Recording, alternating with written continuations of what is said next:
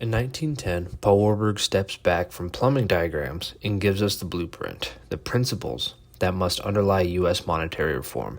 In the past few episodes, they were about the hardware zones, rediscounts, acceptances, and so on. And this one is the operating system, so kind of like a higher level type of viewpoint.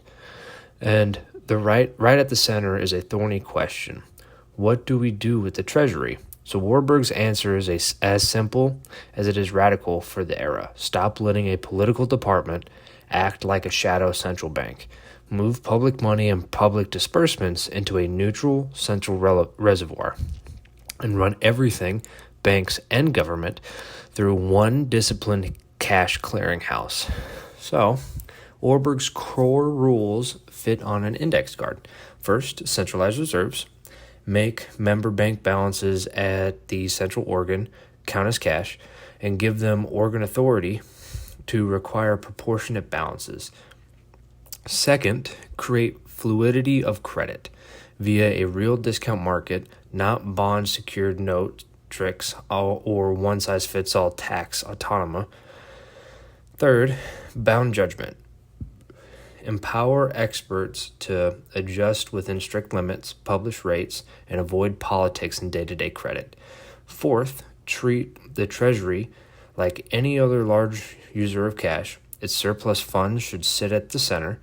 Its payment should flow through the same pipes as the banks. And finally, build shock absorbers. If needed, the central organ must even be able to arrange temporary gold loans with foreign central banks to steady the ship. The aim is confidence, not ad hoc currency. So, Warburg's 1910 essay, Principles That Must Underlie Monetary Reform in the United States, is a roadmap. On the Treasury, the text is unequivocal. In Warburg's own words, the Treasury should cease to deal directly with the banks. The central reservoir should be the recipient of the government's surplus funds and should attend to the government's disbursements. So why?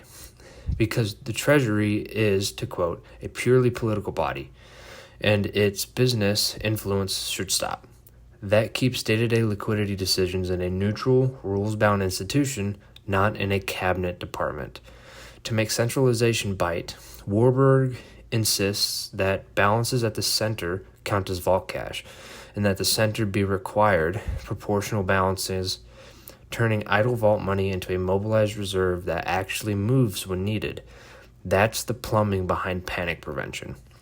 He also arms the center with international tools, so the power to contract temporary gold loans with other governments or foreign central banks if necessary to shore up confidence during a crisis, often useful even if never used. So zooming out, Warburg's mantra is consistent. So centralize the centralization of reserves, effective concentration of notes issue, and fluidity of credit. That is the rule set to, quote, kill the germ distrust that turns crises into panics. Excuse me. So, and he's pretty explicit about what not to do. So don't expand bond-secured currency, no more government bonds that carry a note issue privilege, and don't rely on automatic taxes as a universal regulator.